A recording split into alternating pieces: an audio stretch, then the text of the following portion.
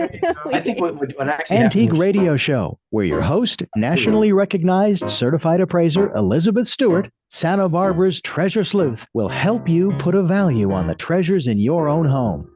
Every time it rains pennies from heaven.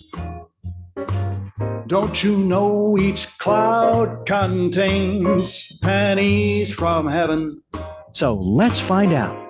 How Three, valuable is it? 2, 1, you're live. Hello, hello, hello, Santa Barbara. It's your chantress of everything valuable and beautiful, Elizabeth Stewart here. And I think one of the most amazing stories that I've covered since Richard and I've been working together 2008. One of the most amazing stories was the Michael Towbes Library Plaza is set to open this weekend. And the story is incredible. I don't know who turned me on to this, but a couple of weeks ago, I got in touch with Lauren Trujillo, and she is the executive director of the Santa Barbara Public Library Foundation. And I called her and I said, I really, really want to talk to your gang because I see this as, well, first of all, I'm an architecture nut. And I love the outdoor space there. And I've always looked at that space and said, you know, something should be done here. It's so incredible. The space is so interesting. And then it was like, it sort of went downhill and, you know, all this sort of stuff started happening. Wasn't all that great, that space. And then suddenly it comes to the attention that it is going to be turned into a community center in many, many ways. And we'll talk a little bit about that. But I want to introduce Lauren to the show. And like I said, executive director of the Santa Barbara Public Library Foundation. In her role, she's helped raise over $6 million for the Santa Barbara Public Library. She came to Santa Barbara to attend UCSB. She received a BA in history, master's in library and information science from UCLA. And she started work with not-for-profit organizations in Santa Barbara, for example, the Women's Fund, United for Libraries, Women's Literary Voices, Association for Fundraising Professionals, Environmental Defense Center, Junior League, etc., Downtown Organization, Northside Optimist Club, Fund for Santa Barbara, Grant Making Committee, and Santa Barbara Foundation Collaboration for Social Impact. So if that doesn't prove to you that she's involved in our community, I don't know what would. Not only that, you people are listening on the radio cannot see how gorgeous she is on top of it. And a special guest, Janet Garufis, is here, Michael Towbes Library Plaza campaign co-chair. And we should have like Richard do a da-da-da-da, because this is Janet's 20th anniversary with Montecito Bank and Trust. She joined. Da-da-da-da. There's Richard. She joined the bank in 2004. And so this is to the day 20 years that Janet's been with the bank. And we were talking about all the neat things that the bank does outside of being a fantastic bank. For example, the M Club and the things that Maria brings to the, you know, to the community through the bank. And so Janet's 20th anniversary with the bank is today. And we'll talk about that, but we're also going to talk about the fact that, you know, she is the Michael Towbes Library Plaza campaign co-chair.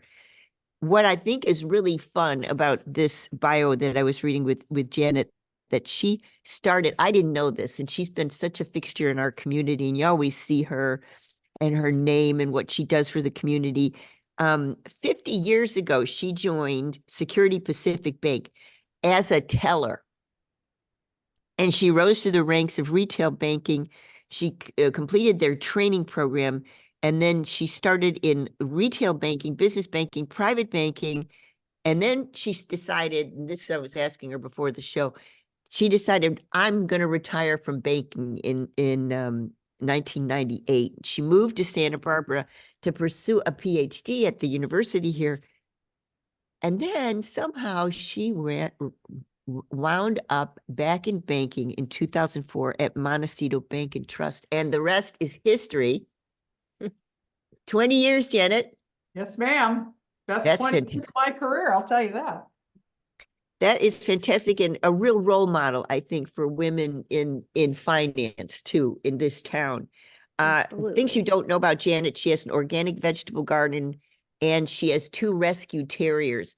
We'll have to talk about that. I have a rescue Dachshund that's, I don't know if you see the little dog I in the saw background. him or her That's- walking around. That's a he, Janet, and he is fairly new. He came to us in January, and we have our trials as far as, you know, we don't know what his previous life was, and so there's some issues there with like barking at the mailman and peeing in the house and all that, you know, the usual rescue stuff. That's right. Yep. And I also have with us Jim Jackson, and Jim is a Santa Barbara native. Family has been in Montecito for 100 years. I just think that's impressive. 2001, currently Vice President and COO for Solvang's LSL Guest Ranch and Resort. This is a family business. I've been there. It's gorgeous. It's a family business started by his grandfather in 1946. Very cool. He supported the Santa Barbara Public Library Foundation by co-chairing the campaign to rebuild the children's wing of the Santa Barbara Public Library and is the co-chair of the campaign for the Library Plaza. So I was through before the show, I was saying many, many, many things about all of the board membership he's had: Braille Institute, Cancer Center, Cancer Foundation, Direct Relief, Laguna Blanca School, Capital Campaign for All Saints by the Sea Episcopal Church, Child Abuse Listening Meditation, Calm, all these board chairs, and of course now co-chair of the campaign for the Library Plaza. What is so cool about this is all of the uses that the plaza is going to contain. And maybe we could start the show, Jim, by you telling us a little bit about how this all started and all of the functions that the plaza will serve for the community. Can Okay, you sure, do that for Elizabeth. Yeah. Yeah, I think what this goes back to is that you talked a little bit earlier about how you looked at the space in maybe 5 or 6 or 8 years ago and thought it had potential. Well, we had been thinking about that for a long time at the library. In fact, it is more than 15 years ago when this concept first came up, and trying to figure out, well, how can the library have a plaza in front of it that's more workable, more usable, more like what the original library plaza was built when the library was first built 100 years ago. So that was an idea, and it was a frustrating project because in order to get this part fixed, there were so many other things we had to get resolved first. There was an issue with the elevator. There was a lot of question about how big a project this could be.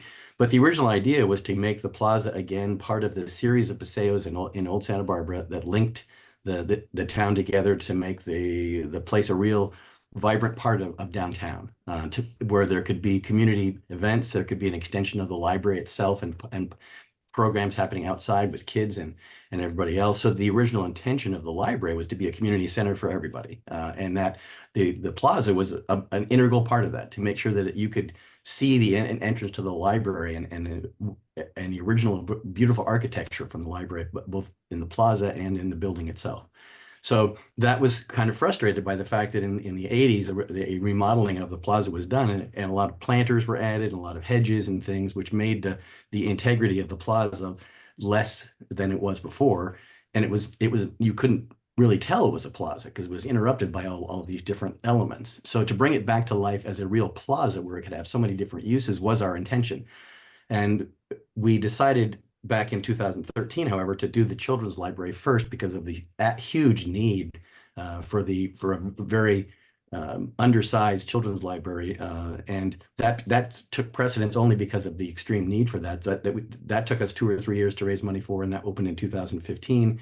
And then after that happened, the use of the children's library more than quadrupled. So that just is an example. When you have the right space, there is a demand for use, and that same thing applies to the plaza. If we have an open plaza that is the way it is in the middle of downtown Santa Barbara, in the place where it is, there's so many different uses it can fulfill and really make a return to vibrancy for downtown Santa Barbara. So I think that's part of the big picture.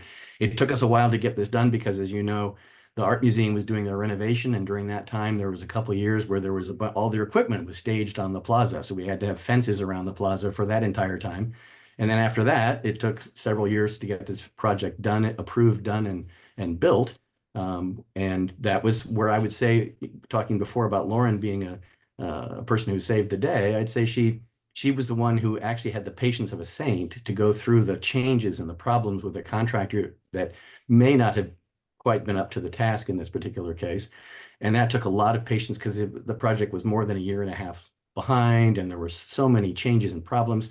So it takes somebody like Lauren to be able to not get frustrated, not give up, and keep the pressure on the city and the contractor to make sure that project came to fruition. And as you'll see now, it's a beautiful space, but it took some doing.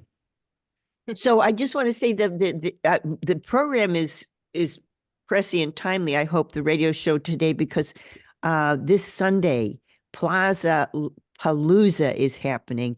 Official open to the public, a day-long event hosted by the city and the Library Foundation. From noon to 4, people can catch a glimpse of what will be the first of many events.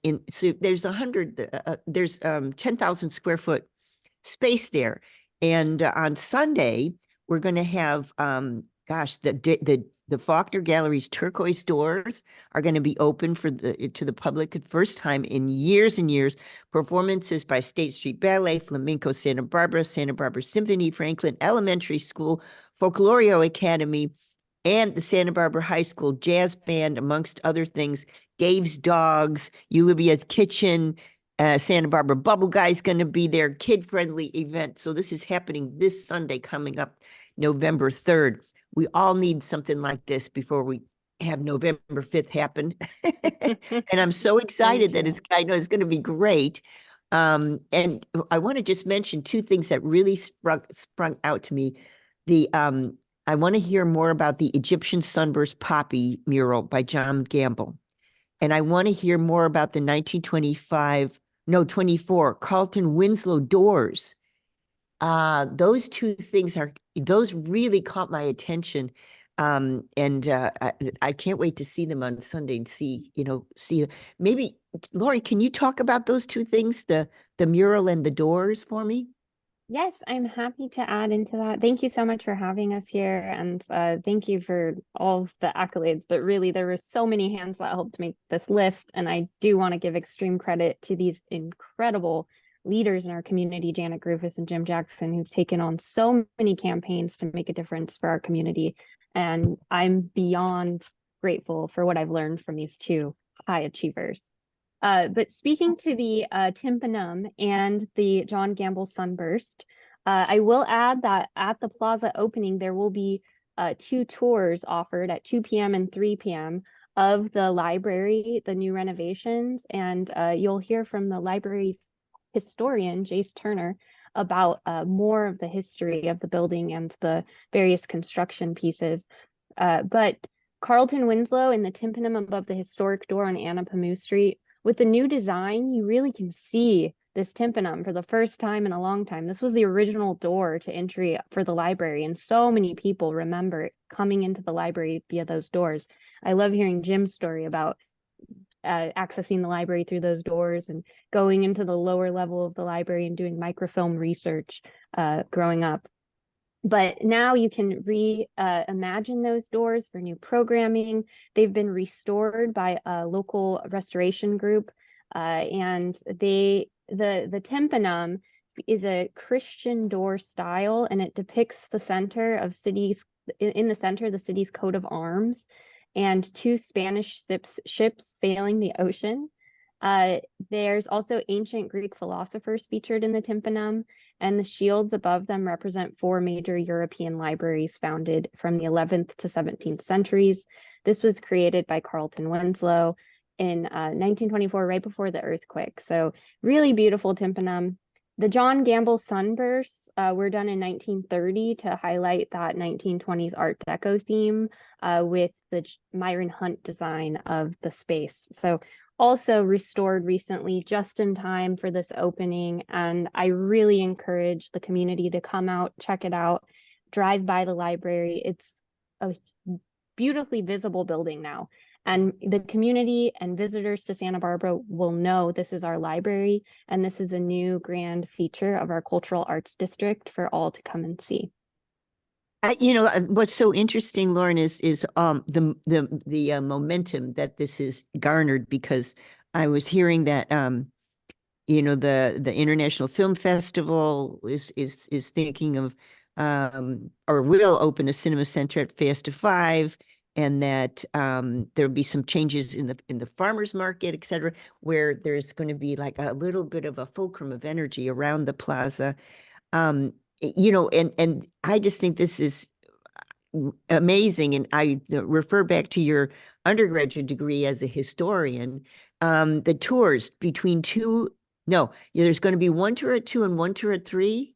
Correct. Yes. Okay, so You'll how do meet in the people? lobby, and you can sign up for the tour there of the Okay, library. so do you meet in the lobby right at 2 and right at 3, or do they need to pre-register or anything like Meet that? in the library right at 2 and 3. We'll also have a sign up sheet to try to catch people early to get them to take first priority. And then, Janet, I wonder, can you tell us, I know that, of course, the great Michael Towbes, it's an honor that was given to him to name the plaza after him. But this is kind of an interesting feature of the plaza itself. And I don't know exactly if I'm asking the right question here, but is it like a private-public partnership in some way? And the fact that Michael Towbes' name is front and center. Tell me more about that decision. Sure. Actually, Jim and I had already been engaged as the co-chairs of this campaign, and we were just in the formative stages. And I got a phone call from Bob Basin, who is a fundraiser extraordinaire in our community, then retired in that capacity. And he said, Janet, I'm just realizing that Mike's been gone for at least 3 years now, and there's not one institution in this community that has his name on it, and that's just wrong. For somebody who has been such an important and impactful philanthropist in our community, and someone who has just championed so many things, and especially the arts district, the cultural arts district, it seems to me that we need to do something about that. I see. Richard putting his hand up. Oh, okay. Richard's, yeah, he's saying we have to go to a quick break.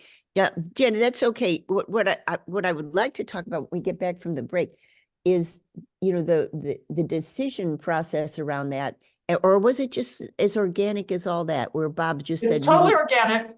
I said, well, Bob, there's a really great opportunity to name something right now, and this is what we're doing. He said, oh, that'd be perfect. And honestly, we brought it back to the committee, and Jim, maybe you could sort of fill in from there. We brought it back. Yeah, I think what the other thing that happened was it is hard to raise money for something that is on public property from private donors. So one of the things that helps do that is tying the property itself to somebody everyone knows and respects. And that's another way to actually prompt somebody to say, oh, I want to give to that project now if it's named after Michael Towbes. Because everyone has a positive image and memory of Michael Towbes being involved in so many different things. So it was a sort of a nice happenstance that it was a great idea, even if we hadn't been raising money, but it also helped both the cause and seemed to fit with downtown Santa Barbara based on where it was.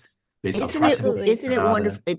That is so incredible when the time is right, and the gift of the name. And then Janet was also speaking with someone as regards to, okay, this is an opportunity, and then Janet says, well, I got an opportunity right here, and boom, serendipity. It really was serendipity. And then Bob joined our campaign, which was truly helpful because his expertise was very appreciated, and it was and here we are. Yep, I think totally for the community, by the community, and that was really the essence of Michael Towbes. So it was a call to many people to join in the support and honor Michael Towbes. And I also think, Elizabeth, we've been involved in a lot of campaigns, and one thing that was different about this one was we actually had a lot of the nonprofit organizations want to be recognized for contributing their own money to this plaza, not in huge amounts, but I think we had. How many organizations, Lauren? 40 different nonprofits? 40 to 50 nonprofits contribute to make this happen. And so they contributed money, even though nonprofits obviously guard their money very, and they're supposed to do that. But it was important enough to those nonprofits to be a contributor to something that Michael Towbes was involved in. So that's just a testament to his impact on the community. So let's go to a quick break. And I want to mention something very quickly when we get back from the break, and that is that Lauren joined or started her position in 2018 before COVID, and all the changes that happened to State Street because of COVID, and how this is kind of, like I say, fulcruming into a really glorious rebirth downtown. And so out of that kind of the ashes of that the lockdown, I guess you could say, and then 2022, I think, was terrible rainy season on top of it. It's like, okay, and all of a sudden we've got this blossoming downtown, thanks to the three of you and many other people too, but the three of you I'm speaking to today.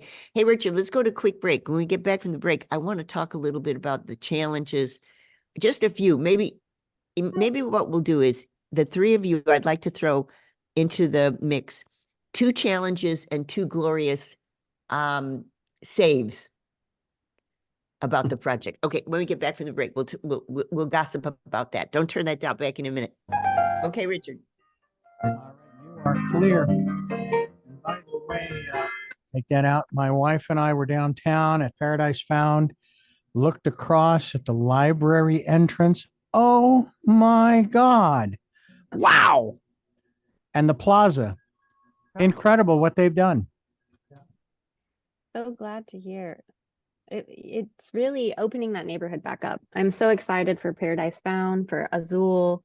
Oh, you should have heard what Teresa Living said over Goth. there. She said she was so happy it was like a black hole before because of the construction and the fencing and all of that stuff. And it's like, boom, it's like the sunshine finally came through. It's like coming out of the dark ages. Exactly. Yes. Well, it's something for the community to really be proud of. I mean, it's Yeah. such a beautiful transformation. I just want to know, where are the gargoyles? I want the gargoyles. They're on at Notre Dame. Up on the corners of the building. Gargoyles looking down. Gargoyles, Ooh. lions, Seriously? like the New York Library. We need a mascot. That's what Or you're saying. dragons. How about dragons? I love it. Talk to the Historic Landmarks Commission about that. And Well, Yeah. all righty then.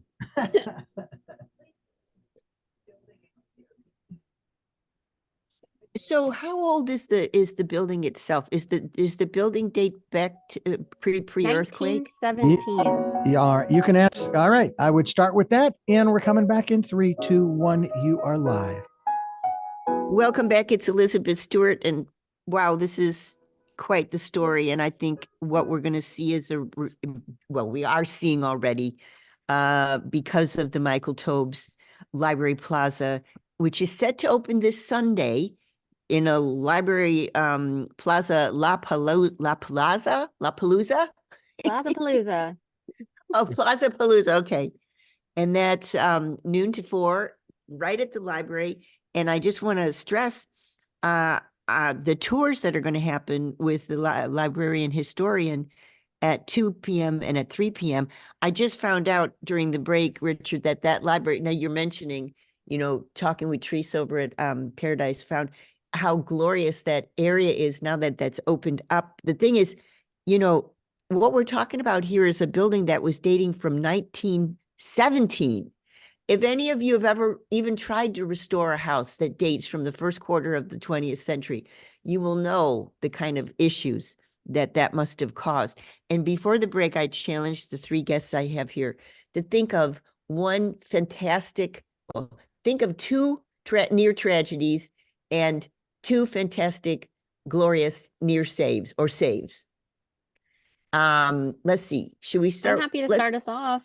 Okay, do. I wanna lean into the 1917 development of the building. I think there's just a beautiful story from the groundbreaking of the library that really speaks to my challenges and excitement. Back in 1917, Francis Lynn Black pushed to develop the library with Andrew Carnegie funding. We have a Carnegie Library. He contributed $50,000 to help get that project across done and motivated, and then Francis Lynn Black carried it across the finish line. But they weren't set to open the library on the day they wanted to open. And Francis Lynn Black required that they open on the first day of school so that students had a place to go in 1917 when school started.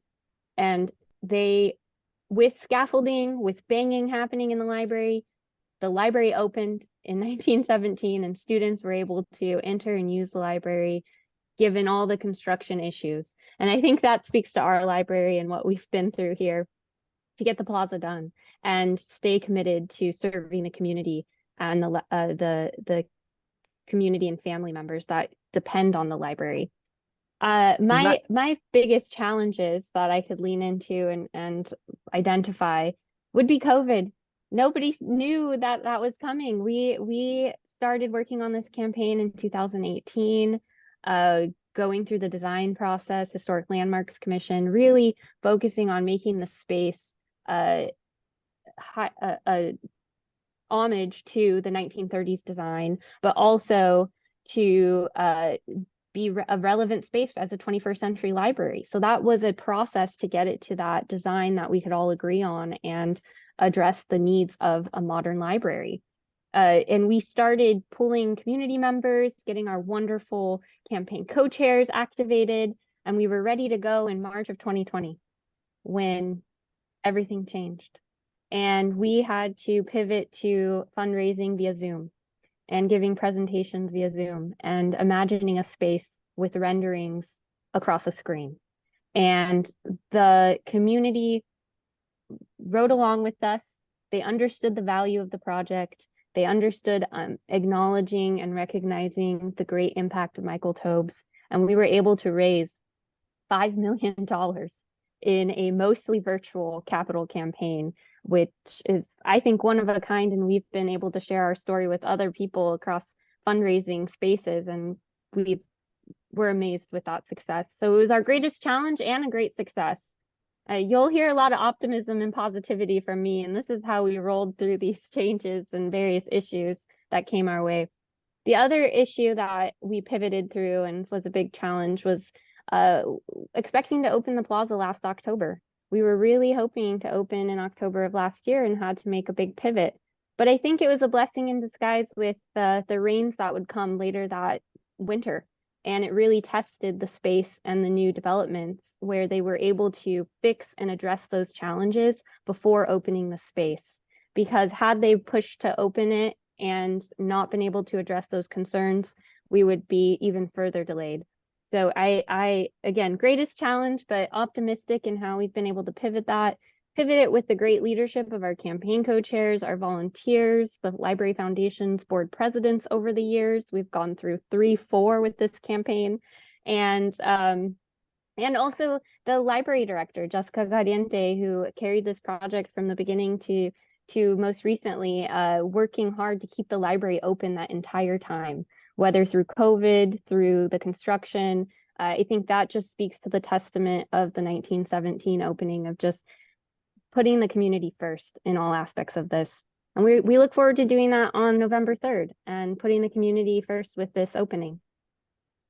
Excellent. Well said. That's just so interesting how out of the, the some of the minor tragedies the major tragedies that you're talking about, I was super impressed with the libraries, managing to stay open, and then the triumph of the children's library, for example, and how that became a real model for what can happen in the community, I think, anyway.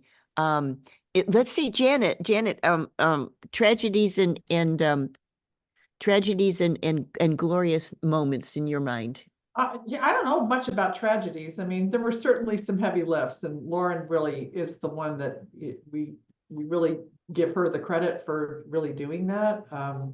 I think one of the really wonderful examples of how one of the last democratic institutions in the country, a library, really represents the whole community is those little bricks. The bricks that are in maybe the tragedy is that they ordered the wrong size bricks and then we had to wait to get new bricks. But the bricks are wonderful. When you go out there and you see all of the names of all of the people, it really is, I think, as Lauren would say, it's a testament to the community nature of this institution. And it's very heartwarming. I mean, it's really lovely to see how many people really wanted to be a part of this and lend their support.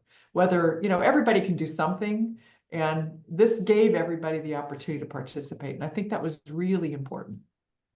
So for you, Janet, it's the observation of what was there 400 bricks? Did I read I that? don't know how many we ended up with, Lauren. It was quite a few. Over 275, and they line the new Grand Paseo between the La Arcada, the art museum, and Anapamu Street.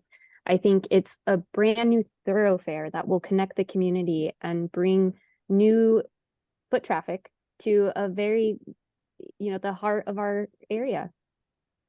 I think that's amazing that little passageway, and then it's like, okay, here we are, and it's a statement. The space becomes a statement all of a sudden, and it didn't used to. It didn't used to become a statement. It was, oh, Richard's giving us a sign. We've got to go to quick break. Maybe when we get back, Jim can tell us his high and low of the project. And I got to say, this is just, I think it's going to pull together a lot of disparate entities, as we've seen so far. Jim was mentioning that over 40 not-for-profits dug into their own coffers to support the project, because I think they're excited that there's a downtown space. That's one thing I was mentioning with COVID and the opening up of, by just a couple restaurants at first. And then all of a sudden it was a major landslide of people. Now we have pedestrian friendly city.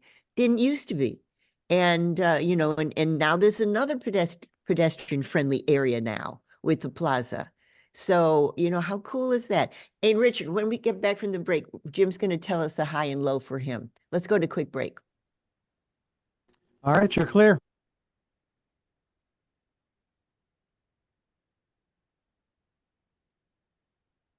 Jim, have you been downtown to see it yet?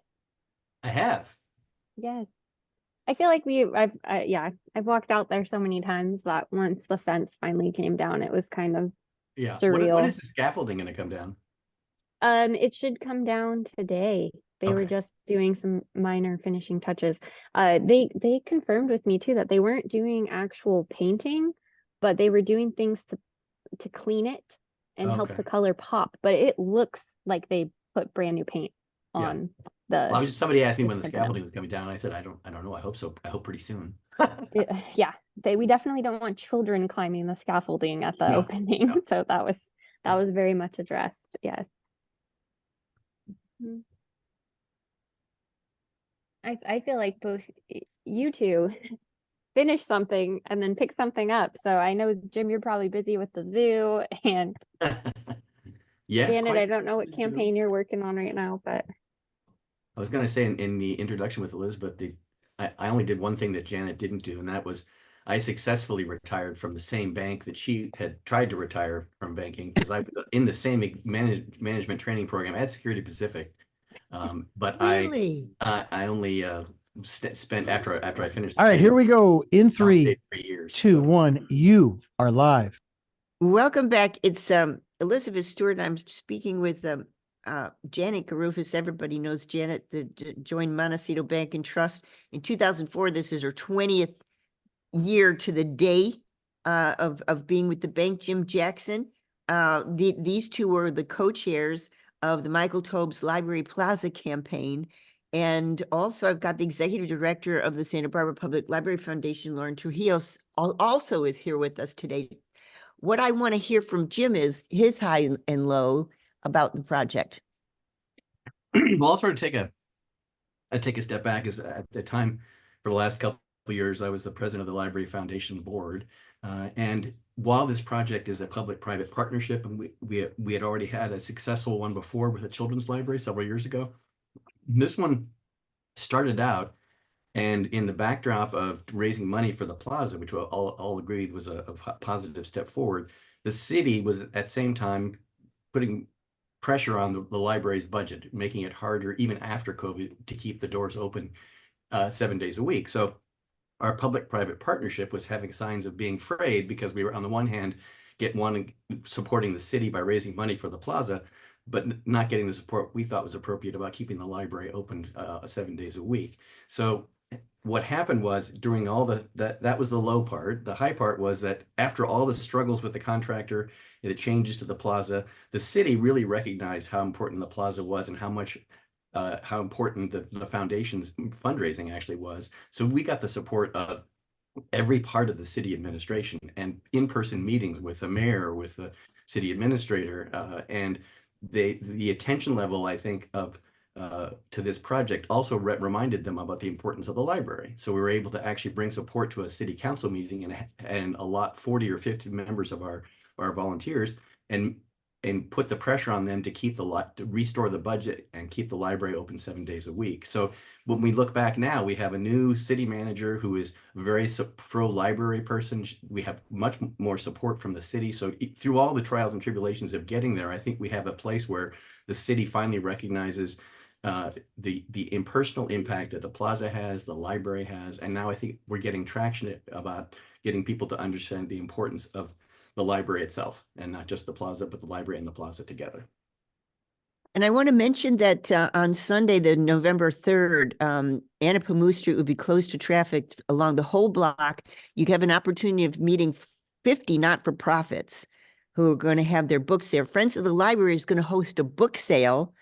And then as we mentioned, or as Lauren was telling us, there'll be 2 tours of the historic library, both the 1917 building and the 1930 redo. You'll be able to see that and take the tour on 2 o'clock or 3 o'clock. Just show up in the foyer of the library, and you can sign up for the tours. I want to talk to somebody, one of you 3. I want to know the how the different areas, there's several smaller dedicated areas in the plaza. We've got the Myth and Storytime Square, Woodward Grove, Marjorie Reed's McNeely Community Courtyard, etc. Who can tell us about those 3 and how that came to be? Janet can. No, I think we let Lauren talk.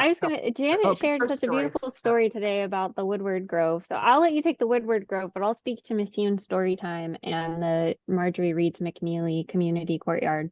I think those 2 areas really speak to families that give back to the community, but care about education at the core. And so the Mithune family has been so dedicated to education, has deep connections to librarians, and not only wanted to see the plaza thrive, but saw the possibilities in the investment this could have in supporting our youth. And what really needs to happen too is an expansion of literacy resources for our community members for all ages. But the Storytime Square will be a great space to enact library programming that reaches learners in new ways. Not everybody learns to read the same way, and the library offers a variety of programs from one-to-one tutoring to stay and play and that program is talking, reading, singing with caregivers and little ones, to Wiggly Story Time, where they have 0 to 3-year-olds doing story time, but moving and getting that interaction with reading. So that whole area is really an inspiration for that effort. And then the Marjorie Reed's McNeely Courtyard is this new connecting space between the Lara Cotta, the library, the art museum, the Paseo connecting Anapamu. It is truly a central gathering space in the community that has been underutilized. Most people would think of it as a parking lot historically, but now this will be blocked off and used as a new programmable space. All summer long, they ran the summer reading program in this corner or in that Marjorie Reed's McNeely Courtyard because the library was dealing with so many renovations. So that was a creative pivot on their part to have interactive programs out on that space. They offered free lunch to 0 to 18-year-olds every day during the summer. But with that, they had programs to try to draw those kids in for their lunches and have interactive learning opportunities. They brought wildlife. There were alligators. There was a dinosaur day where they dressed up as dinosaurs and interacted with the kids there. They did a car wash day to close out the program. And what that looked like was each little kid built a cardboard car, and then they built a car wash and could drive their cardboard car through the car wash and have interactive water activities. You couldn't do that inside the library before. And that's really what this new space is going to present to the community. That's wonderful. You know, just made me think of, well, let's see, how do I phrase this? My sister is in Florida and she's having a lot of issues because she really supports her local library and wants the local library to support the community. And that, you know, we do not have that here in this issue as well with our library. But as a nation, when libraries are taking hits right now, this is such a positive move. You know, this is just amazing when, you know, libraries are in the news, librarians are in the news, and books are in the news. And wow, I mean, and the fact that this is a glory. Oh, one other thing I wanted to mention, Janet, I would like for Janet to talk about the other small area that The Woodward Grove. the Woodward Grove. Yeah, Janet, can you address that for us? I'd be happy to. Taylor Woodward was a really good friend of the Scholarship Foundation. I served on a board with him there. When he died in April of 2020, his wife, Barbara Howder, who was a very big supporter of the library, wondered, was there a way to just, you know, recognize and memorialize her husband? And so that's when the idea came, and she raised a significant amount of money, she and her family, to build the Grove and name it after Taylor. And it was dedicated a year ago. Just a wonderful, wonderful contribution to our community by Taylor, and a great way to recognize him. You know, I was thinking recently was about a month ago, the Architect Society in Santa Barbara, the Architectural Foundation had their tours, and I always love attending those. And I'm hoping that maybe that the space, the plaza, can be featured as an architectural wonder. Right now, I think it truly should be. I just throw that out there to the community. Richard, are you saying we got to go to another break?